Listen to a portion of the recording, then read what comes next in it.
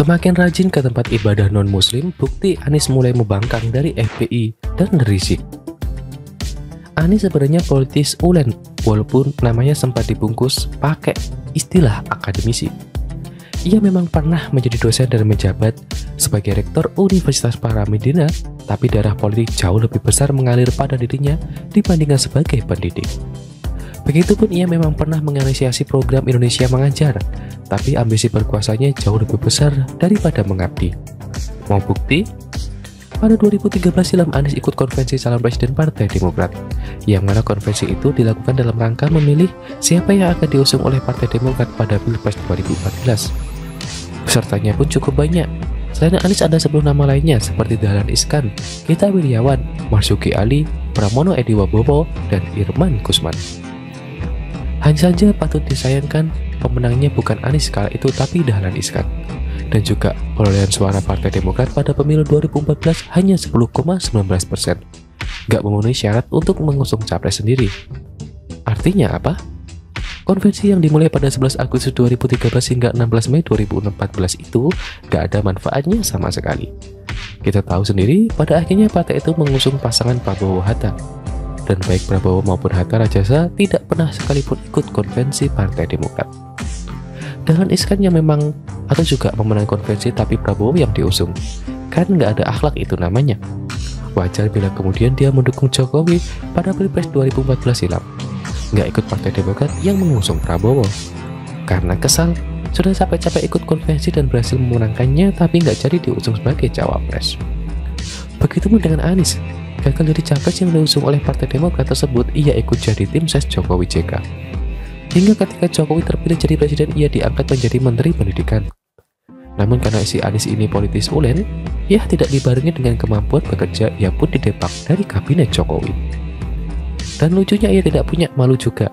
Jelas-jelas dulu ia pernah menjelekkan Prabowo dengan mengatakan ada kepentingan asing di balik pencapresan Ketua Umum Partai Gerindra itu, kemudian juga mengatakan Prabowo didukung mafia.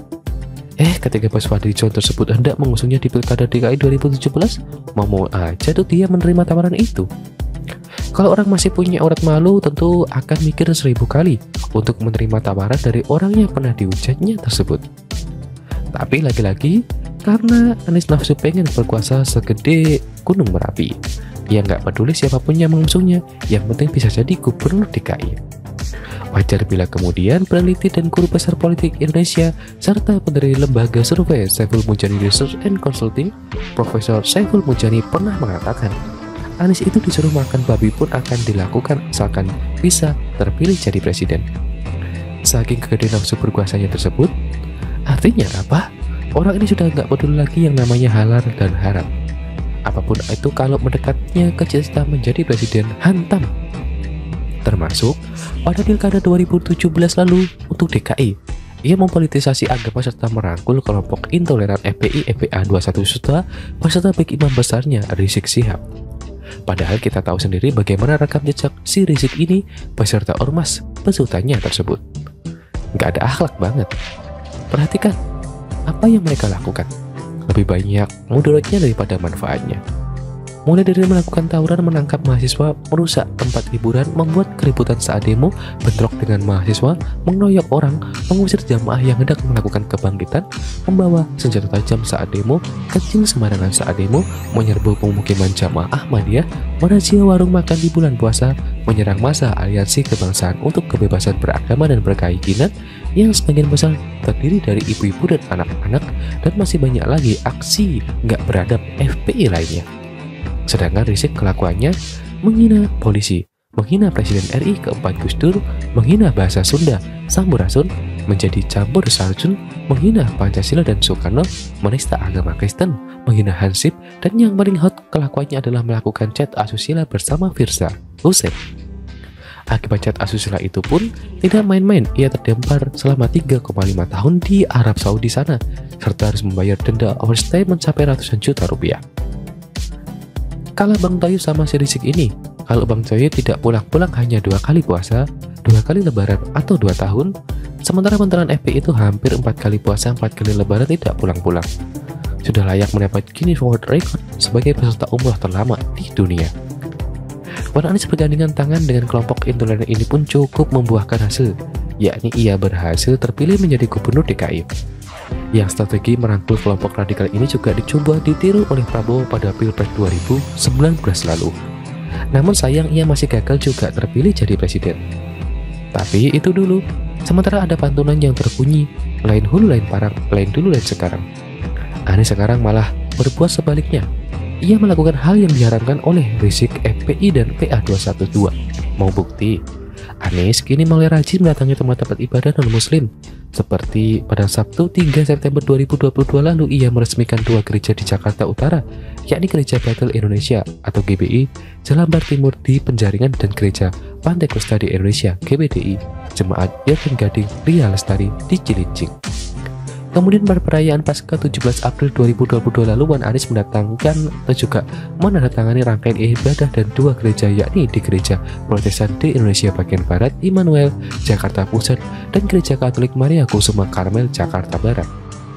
Pada November 2021 ia juga pernah meresmikan gedung Gereja Kristen Indonesia Puri Indah, Taman Permata Buana, Jakarta Barat. Dan tidak hanya gereja ya yang diresmikan oleh Wan Anies, tapi pada Januari 2022 lalu ia melakukan peletakan batu pertama pembangunan rumah ibadah umat Hindu Tamil di Jalan Badugul, Kalideres, Jakarta Pusat.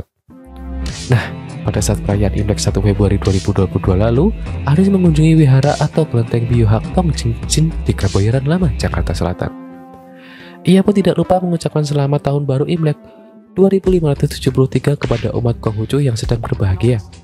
Terus masih ada lagi tempat ibadah non-muslim yang dikunjungi oleh Anies. Gak kebayang bagaimana dongkolnya Rizik dan Novel Bangmumin dengan kelakuan gubernur yang pernah didukungnya itu. Jangan-jangan keduanya menyesal telah mendukung Anies. Di samping itu tentunya Anies juga sudah mulai menjaga jarak dengan mereka secara terang-terangan. Seperti ia tidak ikut menjemput kepulangan Rizik dari Arab Saudi, tidak menghadiri pernikahan putri Rizik Najwa Shihab, tidak menjenguk Rizik pasca keluar dari penjara, dan beberapa kali tidak menghadiri acara reuni PA212. Sampai-sampai Egy Sujana pernah menyentil kala itu dengan sebutan kacang lupa kulit. Begitupun dengan Prabowo juga sudah menjauhi kelompok ini pasca kalah di Pilpres 2019 lalu. Hanya Fadlizon saja yang masih memanfaatkan mereka untuk mendulang suara dirinya pada pemilu 2024 mendatang. Jadi wajar bila kemudian Novel Bangmumin mundur secara teratur, yang mana kala itu ia optimis banget menjadi cawapres Anies dengan didukung oleh 130 juta umat kadrun.